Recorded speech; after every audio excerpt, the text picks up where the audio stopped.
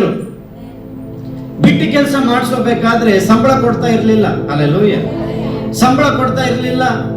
ಬಹಳ ಕಠಿಣವಾದ ಕೆಲಸ, ಕಲ್ಲು ಹೊಡೆಯೋದು, ದೊಡ್ಡ ದೊಡ್ಡ ಕಟ್ಟಡಗಳನ್ನ ಕಟ್ಟೋದು. ಹಲ್ಲೆಲೂಯಾ. ಅಲ್ಲಿಂದ ಕೆಲವರು ಸಾಯ್ತಾ ಇದ್ರು ಬಿದ್ದು, ಅವನ್ ತಲೆನೇ ಕೆಡ್ಸ್ಕೊಂತ ಇರ್ಲಿಲ್ಲ. ಸತ್ರೆ ಸಾಯಿಲಿ, ಉಡಾಫೆ. ಹಲ್ಲೆಲೂಯಾ. ಈ ರೀತಿಯಾಗಿ ಮಾಡ್ತಾ ಇದ್ರು. ನೆಟ್ಟು ಊಟ ಸಂಬಳ ಕೊಡ್ತಾ ಇರ್ಲಿಲ್ಲ. ಈರುಳ್ಳಿ ಬೆಳ್ಳುಳ್ಳಿ ತಿಂತಾ ಇದ್ರು ಜನ. ಹಲ್ಲೆಲೂಯಾ.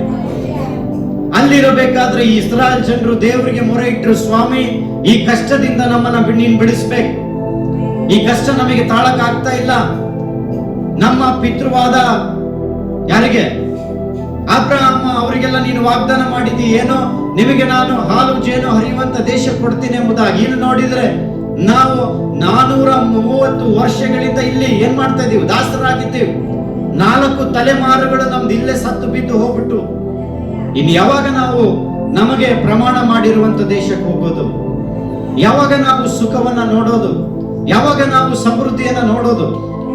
ಯಾವಾಗ ನಾವು ಒಳ್ಳೆಯ ಊಟವನ್ನ ಮಾಡೋದು, ಒಳ್ಳೆ ಬಟ್ಟೆಯನ್ನ ಹಾಕೊಳ್ಳೋದು? ಯಾವಾಗ ಸ್ವಾಮಿ? ಈಗಾಗಲೇ 4 ತಲೆಮಾರು ಏನಾಗಿದೆ? ಕಷ್ಟಪಟ್ಟು ಹಾಳಾಗಿ ಹಗ್ಲತ್ ಹೋಗಿದ್ದಾರೆ. ನಮ್ಮಪ್ಪ, ನಮ್ಮಪ್ಪನಪ್ಪ, ಅವರಪ್ಪ 4 ತಲೆಮಾರು ಅಂದ್ರೆ 430 ವರ್ಷ ಅವ್ರೇನಾದ್ರು ಸತ್ತೋದ್ರು ಬಿಟ್ಟಿ ಕೆಲಸ ಮಾಡಿ. ದೇವರೇ, ಈಗ ನಾವು ಪ್ರಾರ್ಥನೆ ಮಾಡ್ತೇವೆ, ನಮ್ಮನ್ನ ಇಲ್ಲಿಂದ ಬಿಡಿಸು. ದೇವರು ಅವ್ರು ಮಾಡಿದಂತ ಯಥಾರ್ಥ ಪ್ರಾರ್ಥನೆಯನ್ನ ಕೇಳಿ ಯಾರನ್ನು ಕಳಿಸಿದ್ರು? ಮೋಶೆಯನ್ನು ಕಳಿಸಿದ್ರು. ಮೋಶೆಯನ್ನ ಕಳಿಸಿದ ದೇವರು ಫರೋಹ ರಾಜ ಇಸ್ರಾಯೇಲ್ ಜನರನ್ನ ಕಳಿಸಲಿಲ್ಲ. ಬಹಳ ಕಠಿಣವಾದಂತ ಮನುಷ್ಯ ಅವನು. ಕೆಲವರು ಜನ ಹೆಂಗಿರ್ತಾರಂದ್ರೆ ಹೃದಯ ಬಹಳ ಕಠಿಣ. Hallelujah, hallelujah. ಈ ಸೈತಾನಾತ್ಮ ಇರೋರು ಮಾತ್ರ ಆ ರೀತಿಯಾಗಿರ್ತಾರೆ, ದುರಾತ್ಮ. Hallelujah, hallelujah. ಈ ಫರೋಹನ ಮನಸ್ಸು ಬಹಳ ಕಠಿಣವಾಗಿತ್ತು.